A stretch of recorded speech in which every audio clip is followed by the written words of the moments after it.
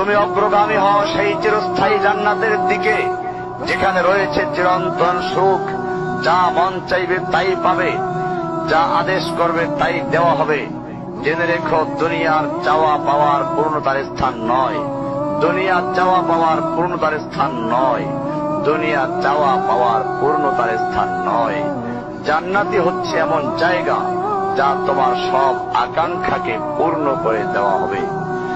চির কিশোর সেবকগণ, চির যৌবনা সঙ্গিনীগণ, ফল মূল, গোস্ত, দুধের মধুর শরাবের নহর, উত্তম বাসস্থান ও বিছানা, চির আরাম, চির যৌবন, চির সুখ, অসংখ্য নেয়ামতের মাঝে সবচেয়ে বড় নেয়ামত হবে তুমি আল্লাহকে দেখবে। শুধু তোমাকে এটা বলাই যথেষ্ট মনে করছি, সবচেয়ে কম মর্যাদার যে জান্নাত লাভ করবে তা হবে দুনিয়ার 10টির সমান। সুতরাং হে মুসলিম, হে ভাই, আল্লাহ তোমার প্রতি রহম করুন। এই বার্তা তোমার কাছে পৌঁছার পর আশা করি তুমি তা তোমার পরিবর্তন এবং সংশোধনে যথেষ্ট হবে। গতানুগতিক চিঠি হিসেবে নিও না আমার এই পত্রকে, ফেলে দিও না। এটা ফেলে দেওয়ার নয়, আল্লাহর জন্য বলছি।